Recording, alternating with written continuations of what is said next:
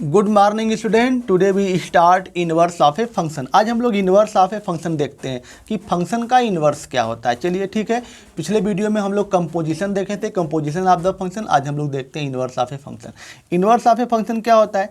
Inverse of a function exist. Inverse, किसी भी function का इनवर्स एग्जिस्ट कब करता है? Inverse of function exist only when function is one one and onto. जब function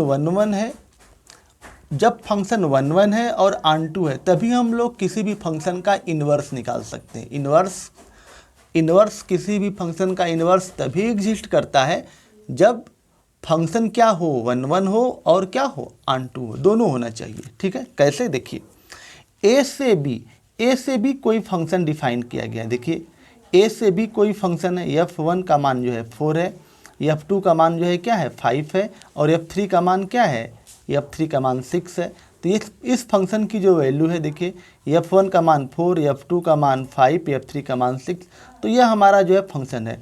इसका जो है, इस फंक्शन का डोमेन क्या है? इस फंक्शन का जो है डोमेन क्या है? तो देखिए स्टूडेंट, यहाँ से जो है इस फंक्शन का अगर हम लोग डोमेन निकालें, इस फंक्शन का अगर हम डोमेन निकालें तो क्या हो जाएगा 1 2 3। और इस फंक्शन का रेंज, RF का मतलब रेंज ऑफ द फंक्शन क्या हो जाएगा 4 5 6। इस फंक्शन का डोमेन हुआ और इस फंक्शन का रेंज हुआ। ठीक है, अब देखिए आगे क्या करेंगे।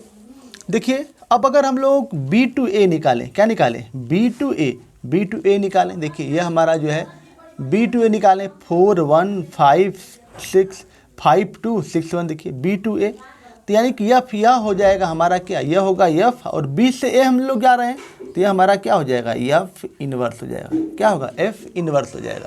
F inverse B to A, F inverse 4 की वैल्यू 1, F इनवर्स 5 की वैल्यू 2, F इनवर्स 6 की वैल्यू क्या है 3 है। तो डोमेन, F इनवर्स का जो डोमेन है वो क्या हो जाएगा? F इनवर्स का जो डोमेन हो जाएगा वो हो जाएगा हमारा 4 5 6।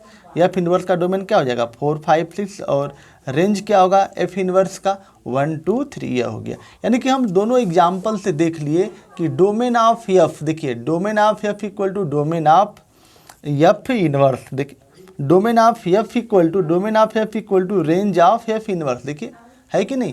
यानी कि देखिए यहाँ से क्लियर हो गया कि domain of F equal to range of F inverse. Range of F inverse के बराबर है, और range of F equal to domain of F inverse के बराबर है। ठीक है, यह हो गया हमारा मतलब हो गया कि इनवर्स ऑफ द फंक्शन का मीनिंग क्या होता है।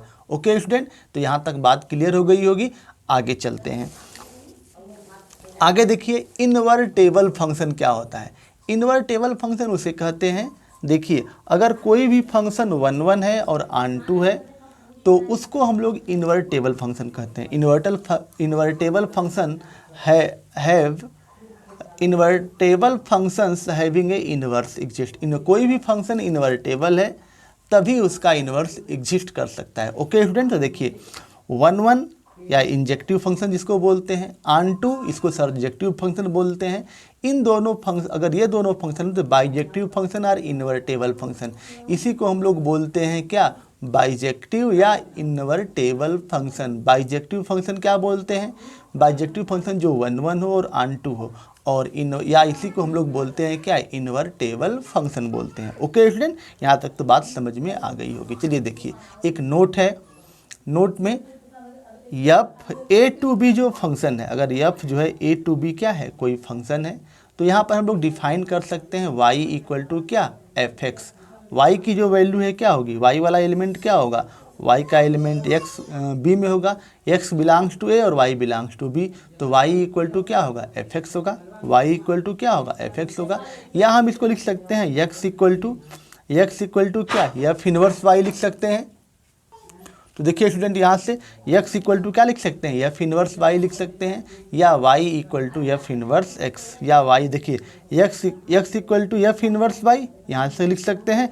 अगर हम इसको पुनः हम लोगों को y में चेंज करना हो तो x की जगह पर y की जगह पर x, तो y इक्वल टू क्या, f इनवर्स x लिख सकते हैं। ठीक है, यहाँ तक तो सही है। अगर हम लोगों इसको जो है, अगर हमको y के टर्म में लिखना हो, अगर x और y को चेंज करके लिखना हो तो y equal to f inverse x, इसी में x और y को इंटरचेंज करके लिखना है, x की जगह पर y की जगह पर x पुट करना हो तो हमारा रिजल्ट यह है। यह भी रिजल्ट सही है, x equal to y y equal to F X है तो x इक्वल टू क्या हो जाएगा, या फिर चला जाएगा तो एफ इनवर्स y। अगर हम लोग x के जगह y को इंटरचेंज करना चाहें तो उस केस में y equal to F inverse x हो जाएगा। ठीक है, तो इसको हम लोग देखेंगे, एग्जाम्पल करेंगे तो यह इंटरचेंज कैसे होता है। क्वेश्चन जिस हिसाब से पूछेगा उस हिसाब से हम लोग चेंज करेंगे। अगर इसको x और y में चेंज करना हो, अगर x जो है देखिए, जैसे हम लोग जानते हैं कि 2 का इन्वर्स क्या होगा 1/3, 2 का इन्वर्स 1/3 और 1/3 का इन्वर्स क्या हो जाएगा 2। तो इन्वर्स उल्टा हम लोग चेंज करते जाएंगे, यानी कि x की जगह पर y की जगह पर x कर देंगे। ठीक है, तो इसमें जो है फंक्शन में जो है चेंज करते हैं ऐसे। इसको कैसे होता है इसको हम लोग विथ एग्जाम्पल से देखेंगे उसको। ठीक है, चलिए देखिए आगे। अगला जो क्वेश्चन हमारे पास है, ये देखिए इसमें और है एक पॉइंट है, देखिए एक पॉइंट और है जो तुम लोगों में है। देखिए a function F X to Y is defined, definition है, a function F X to Y is defined to be invertible. X to Y जो है इन्वर्टेबल होगा, इन्वर्टेबल होगा। इन्वर्टेबल का मतलब क्या, वो जो फंक्शन है 1 1 है और ऑन टू होगा, is to be invertible, invertible. ठीक है, if there exist a function F X to Y है तो जी वाई से एक्स एग्जिस्ट करे, G Y to X such that, ऐसा है कि जो गॉफ है, जो हमारा जो है, अगर हमको इसको कंपोजिशन के टर्म में डिफिनेशन देना है, कंपोजिशन के टर्म में, तो गॉफ, इसका जो गॉफ, ठीक है, इन दोनों का कंपोजिशन जो गॉफ है वो हमारा किसके बराबर होगा, आई एक्स के बराबर होगा। आई एक्स किसकी आइडेंटिटी, आई एक्स किसकी आइडेंटिटी, एक्स वाले की आइडेंटिटी बराबर हो।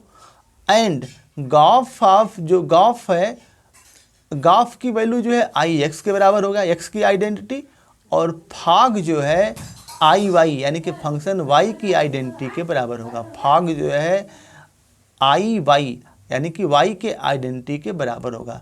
The function g is called, और इस केस में अगर ऐसा हो जाए कि g गॉफ बराबर आई हो जाए और भाग बराबर आई हो जाए, आई वाई हो जाए, तो इस केस में the function g is called the inverse of F. इस केस में जो फंक्शन g है वह f का क्या होगा, इन्वर्स होगा, and is denoted by F inverse, और उसको हम लोग एफ इन्वर्स से डिनोट करते हैं। क्या करते हैं, इन्वर्स।